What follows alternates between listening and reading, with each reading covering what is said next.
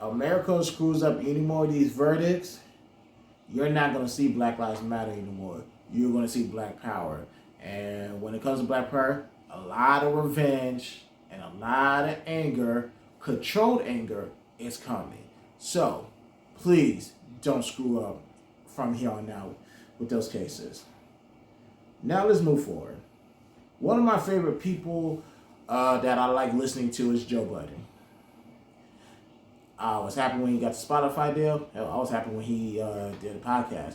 I openly admit that I always knew about Joe Budden, but I just never really listened to his music, which we're going to get into in just a minute.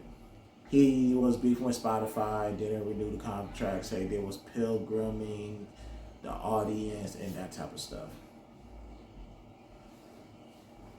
Now, and if you listen to the, he's saying that his taking on this was the market has changed. So he wants to be compensated at the market value. Hey, that's fine. He has every right to feel that way, but what does your contract say? You can't expect, and here's a bar for everybody. Stop going into business deal thinking the person across the table from you is going to have the same integrity as you are.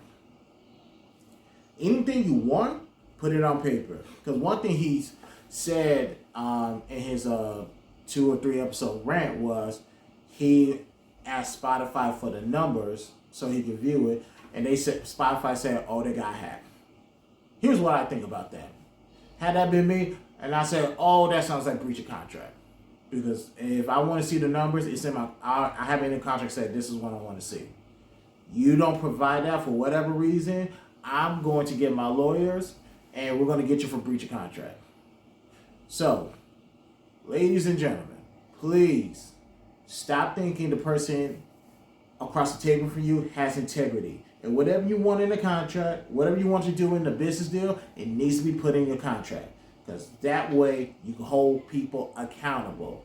Joe Budden was going based off of a handshake and probably a couple words right now. He screwed up with that idea at Complex to some degree. He screwed up at Spotify. Now he's the only provider he has is a Cash App deal, which is good. That's fine, but I'm pretty sure he wants more, and it's going to take a while to get there. And he'll get there because he's worth every penny. Don't get it twisted. Joe Budden is probably not. Joe Budden podcast by itself, not the network, the podcast. I guess the going rate for a podcast is 100 million, and for a network it's 250. Joe Budden's podcast is worth more than 100 million. I would say 150, if I had to be perfectly honest. Joe Budden has a $150 million podcast. Yes. And that's just me not knowing what the market is, what the market value for podcasts are. I know it's 100 million, but Joe Budden's worth more than that, and I would give him that. But with that, Joe Budden had a smear campaign, and yes, it was a smear campaign, because all these things coming out, I was like, no, somebody's pulling strings behind the scenes. And how did Charlamagne get into this situation? And by the way, congratulations to the Breakfast Club, Charlamagne, DJ Envy, Angela Yee for getting inducted into the Radio Hall of Fame. That was another highlight of my 2020. Charlamagne, Andrew Schultz, Flagrant 2 podcast, and anybody with the Loudspeaker Network all had an opinion about this, and rightfully so. It's the media. You put it out there. Everybody's gonna talk about it. Now, here's what, and although Joe Budden is one of my favorite people to listen to, he can come off as a hypocrite.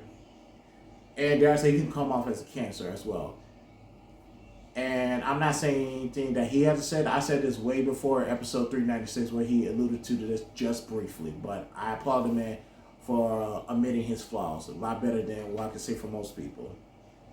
When it comes to ownership, Joe Budden does preach a great game about ownership.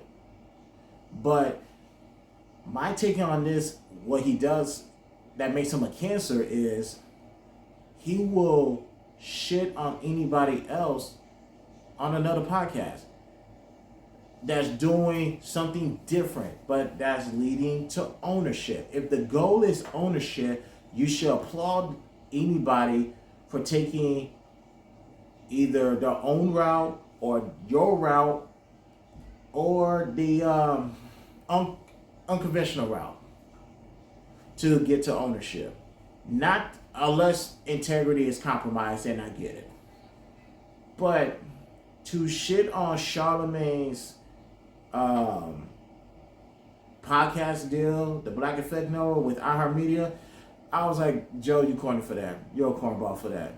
And you don't like it when he says things like, it's not what you're owed, it's what you negotiate. That is facts. You negotiate what you want in your plan, and you make sure your manager attorney make sure whatever you want you get. Now, I don't know if that's jealousy on Joe Budden's part or whatever the case may be, but it comes off cancerous. And on top of that, you're always talking about the creators.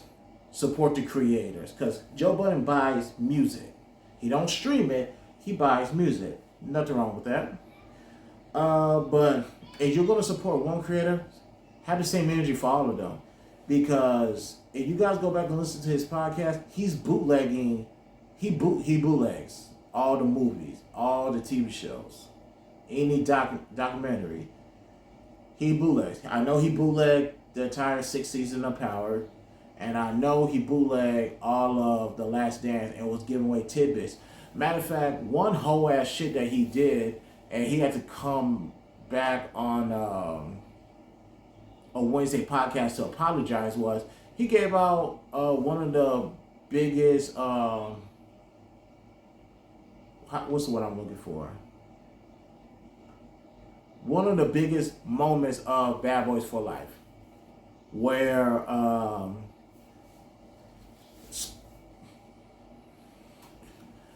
Will Smith's character found out that he had a son, and Joe ruined that